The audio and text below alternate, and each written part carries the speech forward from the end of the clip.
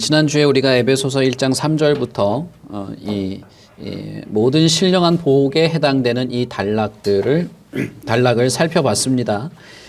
지난주에는 이 하늘에 속한 복, 하늘에 속한 모든 신령한 복들이 어떤 것인지를 간략하게 말씀을 드렸고, 오늘부터는 그 복들 중에 몇 가지를 조금 자세하게 살펴보려고 합니다. 그래서 사실 지난주 내용하고 크게 다른 것은 없고, 그 지난주 내용이 약간의 개관이라면 조금 더 좀 디테일한 면들을 살펴보는 그런 내용이라고 볼 수 있겠습니다. 에베소서 1장 3절에서 바울 사도는 하나님 곧 우리 주 예수 그리스도의 아버지께서 그리스도 안에서 하늘에 속한 모든 신령한 복을 우리에게 주신다, 이렇게 말씀하셨습니다. 이 신령한 복은 하늘에 속한 것이고 하늘에 속한 것이기 때문에 신령하다, 이렇게 말씀을 드렸죠. 여러분, 그런데 하늘에 속한 복이라고 하는 것은 알겠는데, 저와 여러분은 이 에베소서의 대상이었던 에베소 지역에 있는 사람들은 하늘에 살던 사람들이 아니란 말이죠. 이 사람들은 땅에 살고 있는 사람들이고 에베소에 있는 사람들이고, 우리는 대한민국의 동대문구에 살고 있지 않습니까? 그렇다면 하나님께서 주시고자 하시고 그리스도 안에서 우리에게 준비하신 이 모든 신령한 복은 어떻게 우리가 누릴 수 있냐는 것이죠. 그런 질문을 당연히 해볼 수 있을 겁니다. 여기에 대해서 많은 종교 그리고 종교인들은 개인의 노력과 간절함을 통해서 그것을 누릴 수 있다, 그것을 소유할 수 있다라고 하는 주장들을 합니다. 이것은 대부분의 종교가 마찬가지고, 심지어는 기독교 안에서도 이런 것들을 많이 이야기를 합니다. 그래서 간절함이 부족하다, 이런 이야기들, 교회에서도 이런 말을 많이 합니다. 간절함이 모자랐다, 혹은 믿음이 모자랐다. 그러나 그것은 기독교적인 표현은 아니고 성경적인 표현은 아닙니다. 개인의 노력, 열심, 어떤 간절함으로 하나님이 주시고자 하시는 그 복을 누리고 소유할 수 있다. 하나님이 베푸시는 모든 어떤 신령한 은혜들을 소유할 수 있다라고 하는 것은 오해라고 할 수가 있겠습니다. 물론 우리는 하나님께 이 복을 요청할 수도 있고 간구할 수도 있고, 성경에는 하나님께 이것을 간구하도록 가르치고 있습니다. 바울 사도도 하나님께 간구하며 기도해야 할 것을 많이 말하죠. 그러나 그것은 근본적인 것이 아닙니다. 특히 하늘에 속한 신령한 모든 복을 말하는 이 단락, 이 1장 3절부터 우리 14절에 이르는 이 단락 안에서 바울 사도는 그러한 말을 한마디도 하지 않습니다. 그러한 요구, 하나님께 간구하고 하나님 베푸시는 것을 기대하고 하는 것은 이 전제, 근본적인 것 이후에 따르는 것이에요. 그래서 오늘은 제가 이 에베소 본문에서 말하고 있는 것을, 특히 4절에서 6절에서 말하고 있는 것을 말씀드리고, 이 근본적인 것에 근거해서 우리가 간구도 하고 그것에 근거해서 우리가 열심도 내는 그것을 말씀을 드리려고 합니다. 4절부터 6절에서 분명히 바울 사도는 이 복은 하나님의 주도적인 행동의 결과다, 하나님의 주권적인 역사이다라고 말합니다. 4절을 바울 사도는 이렇게 말하죠. 곧, 이 3절에 이어지는 곧이라는 표현이겠죠. 창세 전에 그리스도 안에서 우리를 택하셨다. 우리를 택하셔서 우리로 사랑 안에서 거룩하고 흠이 없게 하시고 그분이 기뻐하시는 대로 우리를 예정하셨다. 예수 그리스도로 말미암아 자기의 아들들이 되게 하셨으니 이는 그가 사랑하시는 자 안에서, 그리스도 안에서라는 말이죠, 우리에게 거저 주시는 것, 그의 은혜의 영광을 찬송하게 하려는 것이다 라고 말하고 있습니다. 이 복에 대한 전제, 이 3절에서 모든 신령한 복을 말하고 그것의 가장 전제적인 것으로 무엇을 말했습니까? 하나님이 그리스도 안에서 우리를 창세 전에 그 모든 행위의 그 전에, 그러니까 이 여기서 말은 이 창세 전에 하나님이 그리스도 안에서 어떤 일을 한 것 그 이전에 뭐는 없었다는 것입니다. 그것이 무엇입니까? 모든 것의 처음에, 모든 것의 바로 그 앞에 이 표현이 좀 맞는지 모르겠습니다만은 그것에서 하나님의 어떤 행위가 있었고 그 행위에 근거해서 그 모든 이후의 내용들이 진행이 되는 것입니다. 그 이후의 복도 마찬가지예요. 그것이 무엇이 있었습니까? 창세전에 그리스도 안에서 우리를 택하셨다는 것입니다. 하나님의 선택이 있었고 그 선택으로부터 모든 복과 모든 근거와 무슨 수고와 간구와 노력과 이 모든 것이 선택 이후로부터 시작이 됐다는 것입니다. 하나님께서 세상이 창조되기도 전부터 구원의 복을 어떤 사람에게 주시겠다고 결정하셨고, 그리고 오직 그 이유 하나 때문에 어떤 택한 자들에게 복을 준다라고 본문은 말하고 있는 것입니다. 이것은 많은 사람들에게 이해하기 어려운 내용이었습니다. 이해하기 어렵다기보다는 오히려 반감을 불러일으키는 내용들이었습니다. 특히 교회 안에서나 기독교 안에서도 그렇습니다. 왜 그러냐 하면 그렇게 하게 되면 하나님이 선택하시고 선택한 자들에게 복을 주신다라고 하면 인간은 아무것도 아닌 거냐 이런 의문이 들게 되는 거죠. 그러면 내가 수고하고 노력하는 게 이게 아무것도 아니냐? 나는 대단히 훈련도 하고 이 절제된 생활도 하고 하는데 노력하고 수고하는데 그건 뭐냐? 이렇게 되는 것이죠. 그리고 또 이렇게 가르치게 되면 분명히 이것은 성경의 가르침입니다. 여러분, 성경에는 창세전에 하나님이 택하셨다는 말을 하죠. 성경의 가르침에도 불구하고 이렇게 가르치게 되면 교회 안에서 사람들이 봉사를 하지 않는다. 그래서 이것을 반대하는 사람들이 많이 있습니다.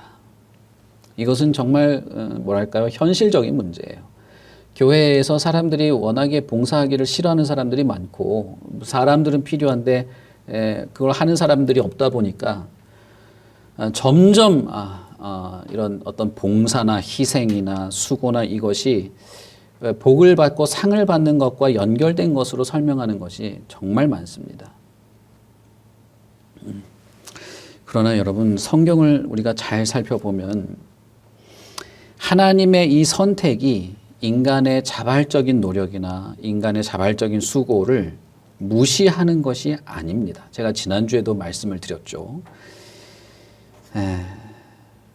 성경에서 말하는 것은 인간이 구원을 선택하고 인간이 구원을 만들어내고 내가 선택받을 만한 뭔가 그럴듯한 것을 내가 만들어내는 것이 아니라는 것이에요.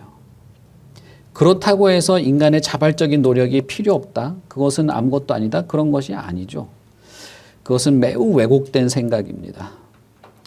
하나님이 모든 것 전에 선택하셨다라고 하는 이 가르침에 대해서 호의적이든지 아니면 그것에 반대하든지 상관없이 우리는 성경에서 이렇게 말하고 있다는 점을 알아야 합니다. 그래서 영국의 존 스토트 목사님은 선택은 신적인 계시이지 사람이 창조해낸 고안물이 아니다라고 말했습니다. 로이드 존스 목사님도 이 선택에 대해서 그것은 하나님께서 자신의 행위를 설명한 것이지 논쟁의 대상이 되지 않는다라고 말했습니다. 우리는 이 선택에 대해서 그렇기 때문에 조금 자세히 알 필요가 있습니다. 이 선택에 대해서 반대하는 몇 가지 견해들을 조금 살펴보고 그것에 대해서 조금 우리가 내용을 좀 살펴보면 우리가 이 하나님이 선택하셨다라고 하는 이 내용에 대해서 어떻게 받아들이면 좋을지 조금 도움이 될 것입니다. 많은 사람들이 아까 말씀드렸던 것처럼 하나님이 선택하셨기에 우리가 구원받고 우리에게 이 모든 신령한 복을 주신다는 말에 대해서 인간 편에서 아무것도 할 수 없게 되는 것이기 때문에 심지어는 봉사나 어떤 정결과 거룩을 향한 수고를 하지 않도록 하기 때문에 반대한다고 말씀을 드렸습니다. 그러나 여러분, 제가 지난주에도 말씀드렸던 것처럼 하나님이 우리를 택하시고 그리스도 안에서 우리를 거듭나게 하시지 않으면 그 어떤 사람도 선을 분별하지 못합니다. 하나님이 그리스도 안에서 우리를 거듭나게 하고 새로운 인격과 새로운 생명력으로 새로운 세상에 대한 눈을 뜨게 하고 진리와 선한 것에 대한 바른 이해를 얻게 하지 않으시면 어떤 사람도 자발적으로 하나님이 기뻐하시는 선을 행하지 못합니다. 그렇기 때문에 하나님의 선택이라고 하는 것, 어떤 자를 선택하셔서 그에게 복을 베푸시고 신령과 거룩과 진리를 알게 하시는 이 하나님의 주도적인 역사가 없이는 실제로 사람은 자발적으로 선을 행할 어떤 동기도 가지지 못해요. 왜 그러면 사람들이 이 선택이라고 하는 하나님의 주도적인 선택이라고 하는 것을 반대하느냐? 그것은 인간에 대한 이해가 잘못되어 있기 때문이에요. 사람들이 주로 생각하는 것 중에 큰 오해 중에 하나는 사람은 그래도 뭔가 그럴듯한 것이 남아있다고 생각하는 겁니다. 뭔가 선을 행할 수 있고 거룩을 행할 수도 있고 비록 뭐 죄가 있기도 하고 뭐 나쁜 일이 있기도 하고 성경에서 사람이 타락했다고 말하기도 하고 뭐 그런 것이 있기는 있는 건 알겠지만 그래도 내 안에는 착한 것이 있다. 선한 것이 있다. 그래서 내가 뭔가를 하면 하나님이 그걸 인정해 주고 내가 뭔가 한 것 때문에 믿음도 주고 뭐 하는 거다. 이렇게 인간에 대한 이해를 한단 말입니다. 그러니 하나님이 모든 것을 주도적으로 택하셔서 그 택한 자에게 복을 베푸시고 거룩해 하신다는 하나님의 역사에 대해서 반감을 가지는 거예요. 우리는 이 질문을 해야 합니다. 인간의 타락은 얼마나 심각한 것인가? 많은 경우의 사람들은 인간의 타락이 부분적인 것이다. 전체가 타락하지 않았다라고 말합니다.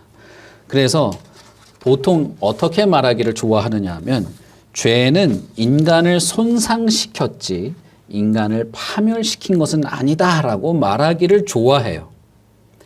이런 말은 정말 광범위하게 말합니다. 여러분들이 뭐 이렇게 서점에 가거나 심지어는 TV나 이런 인터넷 유튜브나 이런 데서 기독교 관련된 영상을 이렇게 접하시게 될 기회가 많겠죠. 서점이든 어디든 가면 아마 절대 다수는 이렇게 말할 겁니다.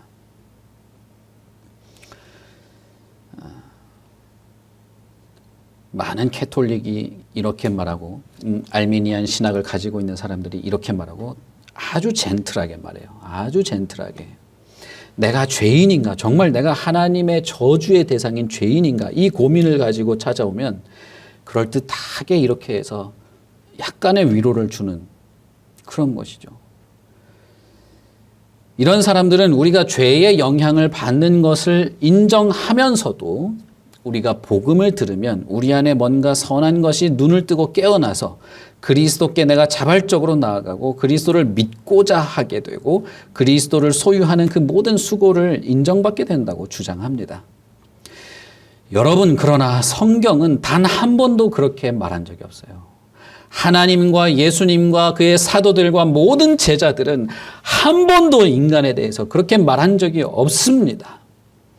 하나님께서 인간을 찾아오시고 어떤 자를 택하셔서 그에게 거듭남의 은혜를 베풀지 않으면, 이 기적을 베풀지 않으면 인간은 전체가 타락하고 파멸하였기 때문에 하나님을 향한 작은 미동조차도 하지 않습니다. 이것이 성경에서 말하는 인간의 타락한 상태입니다. 성경은 에베소서 2장 1절은 뭐라고 말합니까? 우리가 허물과 죄로 이미 죽었다라고 말해요. 죽었어요. 뭐 죽은 것 같다거나 기절했다고 말하지 않았어요. 이미 죽어 없어진 것입니다. 로마서에서 바울은 뭐라고 말합니까? 깨닫는 자도 없고 하나님을 찾는 자도 없다라고 말하죠. 예수님은 제자들에게 뭐라고 말합니까? 나를 보내신 아버지께서 이끌지 않으면 아무도 내게 올 수 없다라고 말했습니다. 하나님이 이끌지 않는다면 아무도, 어떤 자도 하나님께 나아갈 수 없고 예수님께 나아갈 수 없다는 것입니다.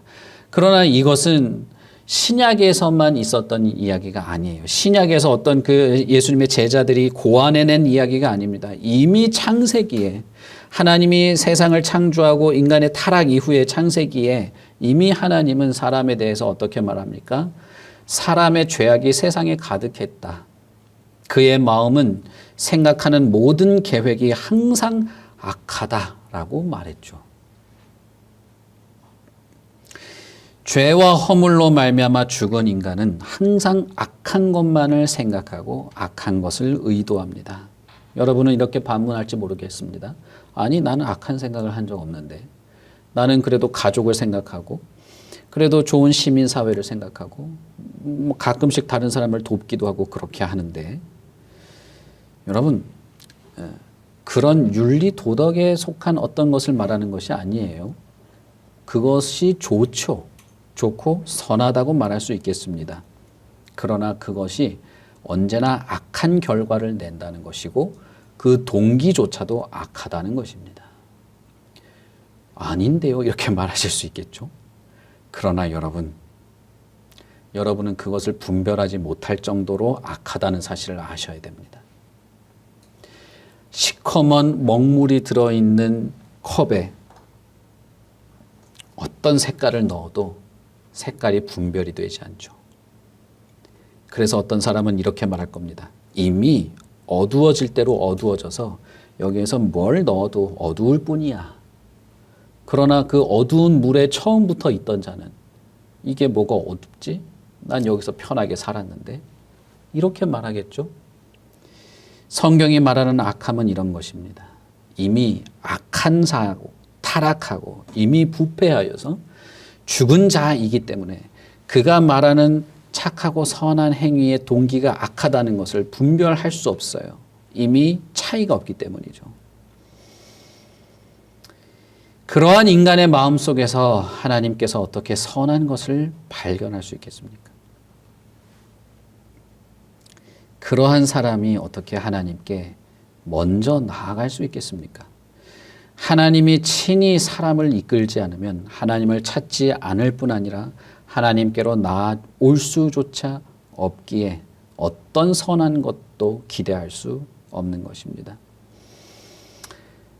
이것이 인간의 처한 상황입니다. 저와 여러분이 처한 상황이라는 것이에요. 그래서 좋을 땐 좋아 보이다가도 악할 때는 한없이 악하고 슬플 때는 끝도 없이 슬프고 고독할 때는 주변에 누가 있어도 고독하고 분노가 폭발할 때는 끝없이 분노하는 것입니다. 누구도 사랑할 수 없는 악한 마음을 품게 되는 것이에요. 한 사람이 구원받을 수 있는 유일한 길은 하나님께서 그를 구원하시기 위하여 주목하여 택하시고 그에게 찾아오시고 그를 믿음으로 인도하는 하나님의 주권적인 택함에 의지하는 길밖에 없는 것입니다. 그러니 우리는 성경이 말하는 대로 이해하고 알아가야 하는 것이죠. 이것은 우리가 죄 가운데 절망적인 상태에 있기 때문에 우리 자신이 스스로 하나님의 신령한 복을 얻거나 누릴 수 없다고 인정하는 것입니다. 하나님께서는 자신의 긍휼하심으로 우리를 택하셨고 또 당신이 선택하신 것을 포기하지 않고 취소하지 않으십니다. 하나님께서는 자신의 아들 예수 그리스도를 이 죄인들을 위하여 보내셨고 죽게 하심으로 우리가 구원을 얻도록 하셨습니다. 그리고 나서 하나님께서는 성령을 보내셔서 복음과 진리, 예수 그리스도에 대하여 알아가게 하시고 깨닫게 하시고 눈을 열어주시고 귀를 열어주셔서 우리가 기꺼이 하나님께 응답하며 나아가고자 하는 마음을 불러일으키십니다. 그러므로 우리가 누리는 모든 복은 하나님으로부터 시작했고 예수 그리스도로부터 누리며 성령께서 우리를 도우셔서 가능한 것이기에 모든 것은 하나님으로부터 온 것입니다. 이것을 에베소서 처음부터 바울은 이렇게 말하고 있는 것이죠. 이 부분에 대해서 사람들은 많은 반론을 제기합니다. 그러나 여러분, 한번 생각해 보십시오. 하나님이 나를 택하신다. 하나님이 나 같은 자를 택하신다 하는 사실이 저와 여러분을 교만하게 만듭니까? 아닙니다.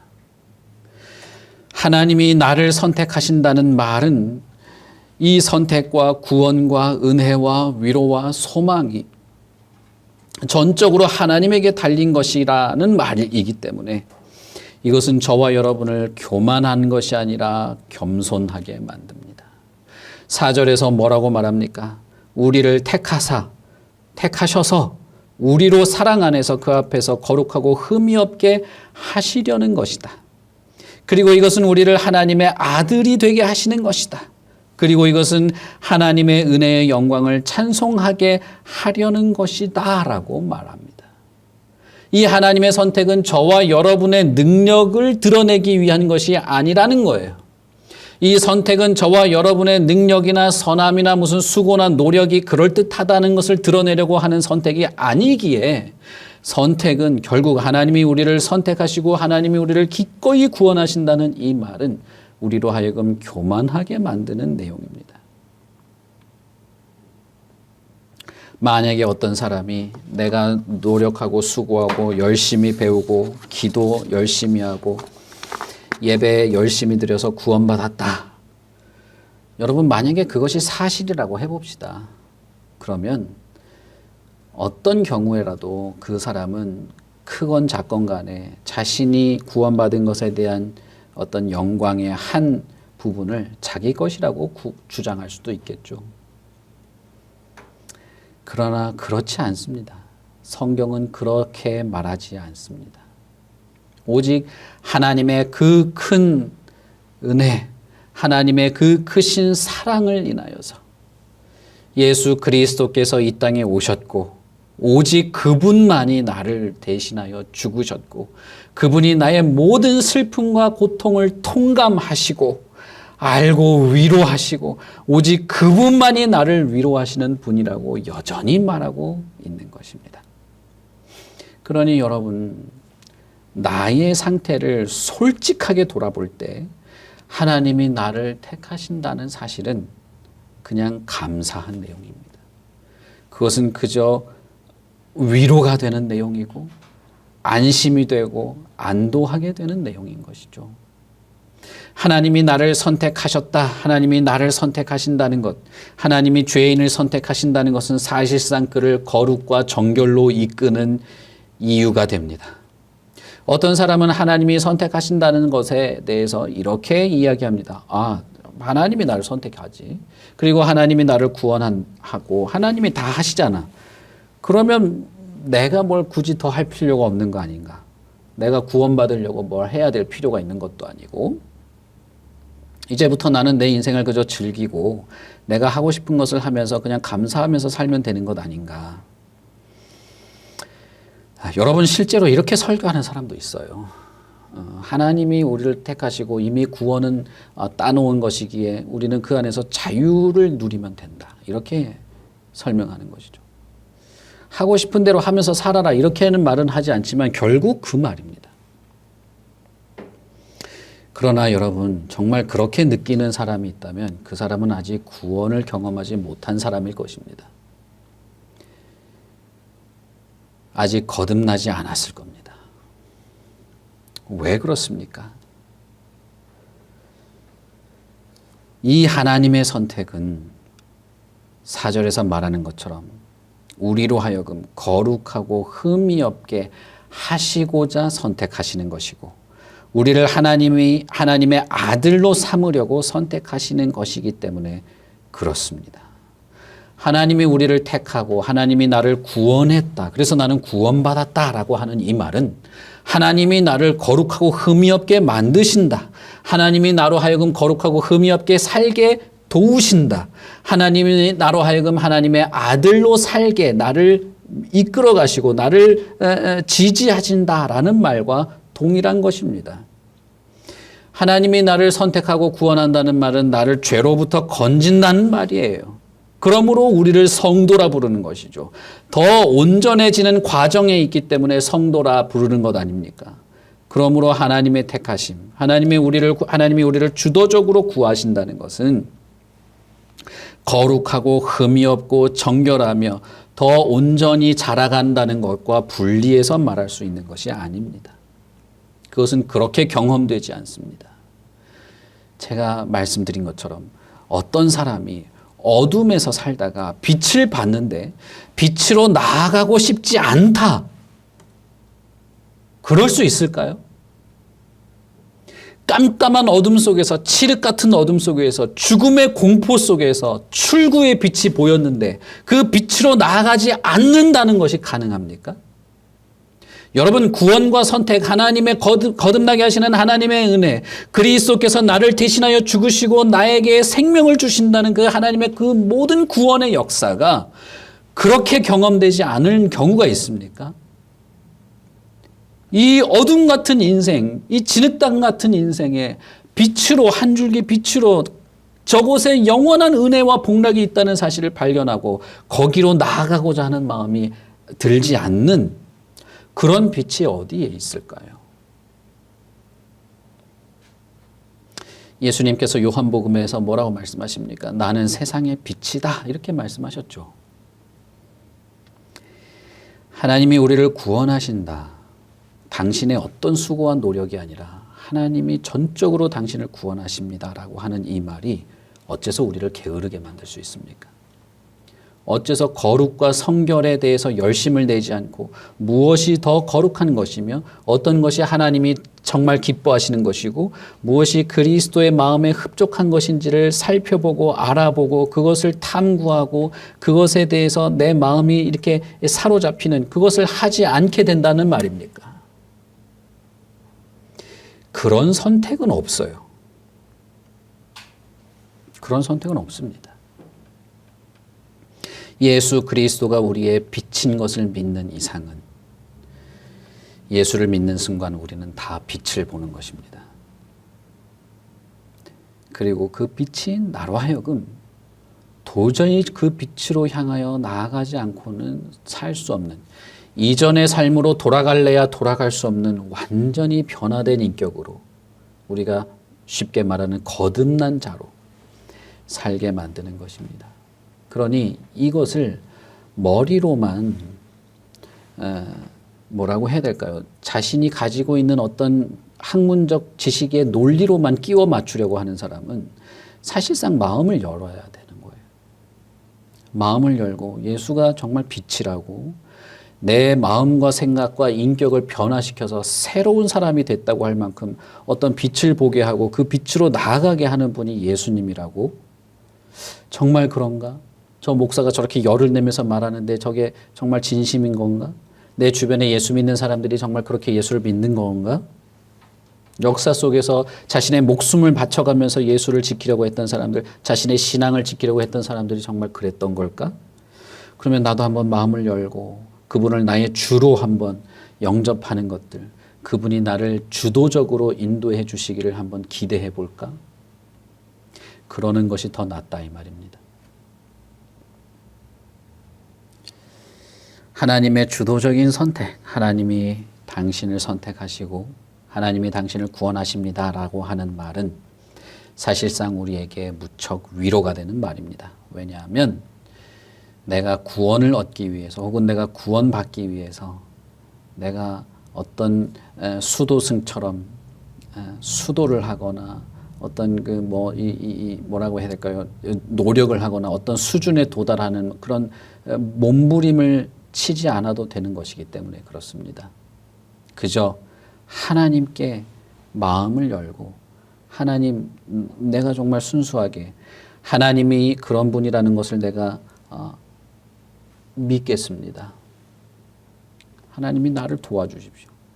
나를 구원하시고 나를 택하시는 분이라면, 죄인을 택하시는 분이라면 나도 택하시는 것 아니겠습니까? 내가 정말 구원의 은혜 안에서 살고 싶습니다. 이렇게 말할 수 있게 되는 것이겠죠. 저는 교회 안에서 정말로 많은 사람들이 하나님이 구원하신다는 것을 가지고 방종하게 사는 것에 대한 자기 합리화를 하는 것을 많이 보았습니다. 여러분, 그것은 예수를 믿는 것이 아닙니다. 그것은 믿음이 아니에요. 하나님이 우리를 위하여 베푸시는 믿음의 내용은 그런 것이 아닙니다. 어떤 사람은 심지어 이렇게 말하기도 합니다. 하나님이 다 알아서 선택하고 구원한다고요. 그러면 전도할 필요도 없겠네요. 그냥 가만히 내버려 두면 알아서 하나님이 구원하시겠네요. 그런 사람들도 정말 많습니다. 갈수록 많아지는 것 같아요. 이런 사람들, 특히 이런 사람들이 많아지는 것 같습니다. 내가 할 수 있는 게 아무것도 없지 않습니까? 그러나 하나님의 선택은 그런 식으로 움직이는 것이 아닙니다. 선택을 말하고 있는 바울조차도 여러분, 고대 사회에서 가장 역동적으로 활발히 활동하던 전도자였어요. 만일 사람의 마음이 지금 그 사람들의 현재 처지처럼 하나님의 뜻을 거역하고 있는 중이라면, 인간의 이 타락한 상태를 알고 있다면 하나님이 사람을 선택하고 다가가셔서 그를 구원하지 않으면 도저히 그가 자신 스스로는 하나님께 나올 수 없는 자들인 것이겠죠. 그렇다면 여러분, 우리가 하나님이 선택하지도 않는데 뭐 때문에 전도를 하겠습니까? 하나님이 찾아가시고 다가가시고 그의 영혼의 은혜를 베푸시는 하나님의 주도적인 일이 없다면 굳이 전도해야 될 이유가 뭡니까? 사실 전도를 하지 않아도 되는 이유는 하나님이 선택을 하지 않는다면 우리는 전도를 안 해도 될 거예요. 그러나 하나님이 택하시는 분이기에, 하나님이 죄인을 건지시는 분이기에 우리는 그것을 의지해서 기꺼이 전도를 하는 것이죠. 여러분이 전도를 해서 그 사람이 변하는 게 아니에요. 우리는 전도를 하되 그를 변화시키는 분은 하나님이신 것입니다. 하나님이 주도적으로 그의 영혼을 만지시고 바꾸시고 구원하시는 하나님 편에서의 역사가 있기에 우리가 전도할 용기를 내는 겁니다. 그런 것이 없는데 뭐 때문에 전도를 하겠어요? 아무것도 변할 것이 없는데. 그러므로 하나님이 어떤 사람을 택하신다, 창세전에 그리스도 안에서 이미 택하신다는 것에 기초하여서 우리는 그 하나님의 택하심의 역사를 바라보고 전도를 하는 겁니다. 하나님을 드러내고 복음을 전하고 내 자신의 삶의 진실성을 통해서 복음이 전달되도록 하는 것입니다. 우리는 흔히 이렇게 질문하겠죠. 그럼 누구는 택하고 누구는 안 택하고 어떻게 되는 겁니까? 여러분, 그것은 우리의 일이 아니에요. 말씀드린 것처럼 하나님의 택하심에 대해서 저와 여러분이 모든 걸 이해할 수는 없어요. 그리고 하나님의 자유롭고 기쁘신 뜻이 어떻게 펼쳐지는지를 이해할 수는 없습니다. 하나님의 택하심이 있다는 사실밖에는 우리는 확실히 아는 것이 없는 거예요. 그러나 이것이 우리에게 무척이나 감사하고 고마운 일이기 때문에 그 하나님의 행위를 의지해서 그것에 근거해서 우리는 성결하게도 살고 전도도 하고 하나님 앞에 나아가고 하나님께 은혜를 구하고 하나님의 복을 구하는 기도도 하게 되는 것입니다. 여러분은 어떠십니까? 하나님의 이 택하심, 하나님이 저와 여러분을 죄인인 상태에서 정말 비참한 상태에서 무엇이든 하나님 앞에서 선한 것을 만들어 본 적이 없고 여전히 고통과 눈물과 슬픔과 뭐만 하면 걱정과 피곤함 속에 사는 자를 하나님이 기꺼이 택하시려고 하고 택하시는 분이라는 사실이 어떻게 다가오십니까? 그 하나님께 나를 맡겨보려고 나를 맡기고 싶은 생각이 드시지 않습니까? 아니면 내가 아직 믿음이 없고 내가 아직 잘 안 믿어지는 건 하나님이 나를 선택하지 않은 거겠네 이런 생각이 드십니까? 이런 사람도 많습니다. 내가 아직까지 이루고 있는 건 하나님 잘못 아닙니까? 하나님이 날 안 택한 거 아닙니까? 이런 말을 하는 경우도 있어요. 이게 이제 주로 주일학교 아이들이 이렇게 말합니다. 여러분, 아니에요. 절대 그게 아닙니다. 어떻게 정말 사람은요, 이것을 이야기하면 이 정말 선하고 정말 거룩한 반응의 방향이 있는데 항상 반대 반응을 먼저 하는 것 같아요. 하나님이 기꺼이 창세전에 그리스도 안에서 그의 아들을 이 세상에 내려서 죽이시기까지 하면서 선택하시려고 하는 분에게 나를 의지하고 싶은 마음과 나를 한번 맡겨보고 싶은 마음, 나에 대해서 하나님이 베푸시는 손길을 느끼고자 하는 마음을 가질 수 있는 것이죠. 왜? 선택은 하나님의 일이기에, 하나님이 선택하시는 분이기에 내가 그것에 대해서 이러냐 저러냐 왈가왈부할 수 있는 근거가 저와 여러분에게는 없어요. 다만 우리는 하나님의 이 긍휼과 자비, 그 크신 사랑, 그 큰 사랑의 행동의 역사가 인류에게 베풀어지고 있다는 사실입니다. 그리고 저와 여러분이 구원을 유지하고, 유지한다는 말이 좀 어색하게 들리실 수도 있겠습니다만, 우리의 믿음이 흔들리지 않고 구원의 확신 속에서 여전히 이 택함과 믿음과 위로와 소망이 유지되도록 하게 되는 것도, 이것도 하나님의 택하심이 있기에 가능한 것입니다. 만약에 저와 여러분이 믿음도 내 수고와 노력을 통해서 얻어내는 것이라고 한다면, 여러분 지치면 어떻게 될 겁니까? 그러면 지치면 믿음도 날아갑니까? 나보다 더 뛰어난 사람이 있으면 그 사람은 믿음이 훨씬 더 좋은 믿음이 됩니까? 이런 건 교회 안에서 많죠. 저 사람 믿음 좋다고, 그러면 엄청 열심히 한 사람, 나는 약간 날라리 믿음, 이런 식으로. 여러분, 성경에 믿음의 수준과 질적 차이가 있다는 말이 어디 있어요? 그런 게 어디 있습니까? 다만 믿음은 언제나 지속되어야 한다는 것으로 말했죠. 믿음은 언제나 지속되어야 되는 것인데, 이것조차도 하나님의 택함이 있기 때문에 가능한 것입니다. 믿음의 궁극적인 근거, 구원의 궁극적인 근거가 우리에게 있다고 한다면 그것만큼 불안한 것이 없을 겁니다. 그래서 선행을 끊임없이 강조하죠. 왜? 구원받아야 되니까. 구원이 흔들리면 안 되니까. 이건 정말 예민한 문제입니다. 캐톨릭에서 주로 주장하는 게 이런 것 아닙니까? 요즘에 최근에 막 이렇게 폭발적으로 늘어나고 있는 그 세관점 신학도 이런 것 아니겠어요? 마지막 순간까지 우리는 칭의를 받아야 된다. 이런 소리를 하는 거 아닙니까? 어느 순간 구원받은 것 같다가도 어느 순간은 구원을 잃어버린 것 같은. 그러나 여러분 5절에 보시면 하나님이 우리를 택하실 때 그저 그냥 택하신 것이 아니라 우리를 하나님의 아들, 하나님의 자녀로 만들려고 택하시는 것이죠. 예수님은 제자들에게, 기도를 가르쳐 달라고 하는 제자들에게, 너희들은 지금까지 이런 식으로 기도하지 않았지만 앞으로는 이렇게 기도하라라고 하면서 뭐라고 말합니까? 하늘에 계신 아버지여 라고 부르면서 기도하라고 하죠. 예수님의 이름으로, 너희가 지금까지는 내 이름으로 기도하지 않았지만 하라라고 하면서 예수님의 이름으로 기도하는 모든 자, 예수님 안에서 우리는 하나님을 다 아버지라 부를 수 있습니다. 왜요? 이게 그냥 호칭입니까? 그냥 그렇게 하라고 하니까 하는 것입니까? 아니요. 하나님이 실제로 우리의 아버지가 되셨기에 하나님을 아버지라 부르라고 기도하라는 것입니다.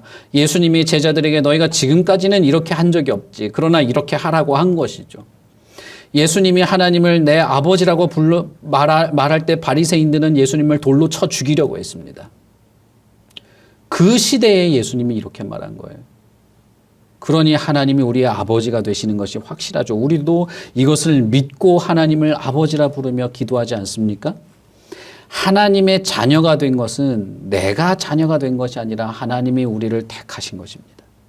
고아원에 있는 자를 찾아가서 이제부터 내가 너 아버지다 라고 말한 것처럼 하나님이 우리를 입양하신 거예요. 그리스도 안에서 우리를 하나님의 자녀로 삼으셨기 때문에 우리의 구원은 변함이 없고 확실한 것입니다. 바울 사도는 하나님의 은사와 부르심에는 후회함이 없다라고 말했습니다. 데살로니가 교인들에게는 뭐라고 말합니까? 사랑하는 형제들아, 우리가 항상 너희에 대하여 마땅히 하나님께 감사하는 것은 처음부터 너희를 택하사 성령의 거룩하게 하심과 진리를 믿음으로 구원을 받게 하심이라 라고 말합니다. 처음부터 택하셔서 거룩하게 하시고 믿게 하시고 구원을 받게 하시니 나는 감사한다라고 말하죠. 여러분, 구원의 확신이 어디에 있습니까? 나의 믿음의 확신이 어디 있냐 말이에요. 내가 믿음 안에서 벗어나지 않고 끝없이 하나님을 향하여 나아가고 어떤 굴곡과 질곡 속에서도 사망의 위험 속에서도 내가 두려워하지 않으며 하나님을 바라보고 이 구원이 나에게 확실하며 내가 결국에는 정결과 거룩의 하나님의 앞에 서게 될 것이라는 것을 기대하고 확신하는 이유가 어디에 있습니까? 내가 아니라 하나님이 그렇게 하셨기 때문이고 내가 아니라 하나님이 나를 자녀 삼으셨기 때문인 것이죠. 모든 것이 하나님의 택함 속에 있는 것입니다. 누가 아무리 마음에 안 든다고, 아무리 부족하다고, 아무리 무식하고, 아무리 모자라다고 자식을 너는 남이다 하는 사람이 어디 있습니까? 아무도 그럴 수 없는 거예요. 그리스도 안에서 우리는 하나님의 자녀가 됩니다. 그리스도 안에서 우리는 하나님의 택함받은 자녀입니다. 여러분, 그러니 어때요? 하나님이 저와 여러분을 택하시는 것이 감사하지 않습니까? 하나님이 저와 여러분을 택하신 것 때문에 바르게 살고 싶어지지 않으십니까? 하나님이 저와 여러분을 택하시는 것 때문에 하나님께서 나를 구원하시도록 나를 정말 맡기고 싶지 않으십니까? 하나님이 주도적으로 그리스도 안에서 우리를 택하시고 그것을 후회한 적도 없고 우리를 자녀 삼으시고 그것을 철회하지 않으시는 분이라서 오늘도 내일도 그 다음 날도 내가 이 굳건한 믿음 안에서 살아갈 수 있음을 확신할 수 있지 않습니까? 여러분, 정말 감사한 내용이 아닌가요? 저와 여러분을 용기 있게 만드는 내용이 아닌가요? 넘어지더라도 다시금 일어설 수 있게 하는 이 하나님의 택하심이 아닌가요?